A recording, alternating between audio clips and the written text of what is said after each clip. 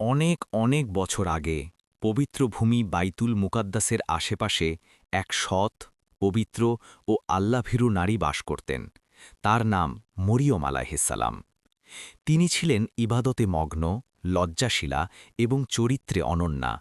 মানুষ তাকে সম্মান করত, কারণ তিনি ছিলেন অত্যন্ত পরহেজগার। একদিন আল্লাহ তাআলা তার কাছে ফেরেশতা পাঠালেন। সেই ফেরেশতা ছিলেন জিব্রাইল আলাইহিসসালাম। তিনি মরিয়ম আলাইহিসসালামকে জানালেন, আল্লাহ তার জন্য একটি পবিত্র সন্তান নির্ধারণ করেছেন, যার নাম হবে ঈসা আলাইহিসসালাম। মরিয়ম আলাইহিসসালাম বিস্ময়ে বললেন, আমার তো কোনো স্বামী নেই, কিভাবে আমার সন্তান হবে? জিব্রাইল আলাইহিসসালাম বললেন, এটা আল্লাহর ইচ্ছা। তিনি যখন কোনো কিছুর ফয়সালা করেন, তখন শুধু বলেন হও, আর তা হয়ে যায়। এরপর নির্জন স্থানে খেজুর গাছের নিচে মরিয়ম আলাইহিসসালাম সন্তানের জন্ম দিলেন।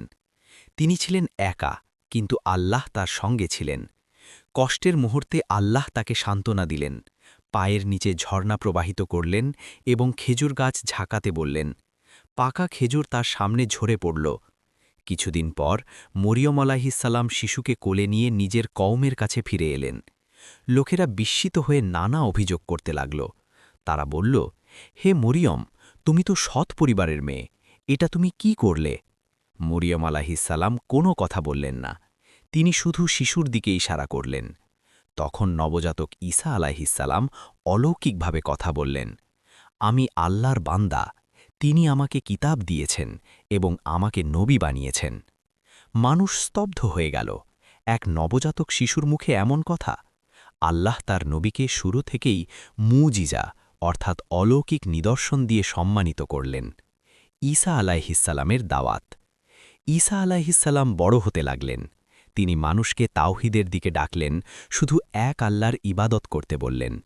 তিনি অসুস্থদের সুস্থ করতেন আল্লাহর অনুমতিতে, অন্ধকে দৃষ্টি দিতেন, এমনকি মৃতকেও জীবিত করতেন, সবই আল্লাহর ইচ্ছায়। কিন্তু তার কওমের অনেকেই অহংকারে অন্ধ ছিল। তারা সত্য মেনে নিতে চাইল না। বিশেষ করে ধর্মীয় নেতারা ভয় পেলেন, যদি মানুষ ঈসা আলাইহিসসালামের কথা মেনে নেয়, তবে তাদের প্রভাব কমে যাবে। তবুও ঈসা আলাইহিসসালাম থামেননি। তিনি ধৈর্য ধরলেন, মানুষের উপহাস সহ্য করলেন, কিন্তু আল্লাহর পথে দাওয়াত দিতে থাকলেন। একদিন তিনি তার অনুসারীদের বললেন, কে আছে আল্লাহর পথে আমার সাহায্যকারী? তখন তার হাওয়ারিয়ুন অর্থাৎ সত্যনিষ্ঠ সাথীরা বললেন, আমরা আল্লাহর সাহায্যকারী। তারা ছিল অল্প সংখ্যক, কিন্তু ঈমান ছিল অটুট। ষড়যন্ত্র ও আল্লাহর কুদরত। ঈসা আলাইহিসসালামের বিরোধীরা ষড়যন্ত্র করল তাকে হত্যা করার জন্য। তারা পরিকল্পনা করল তাকে ক্রুশবিদ্ধ করবে।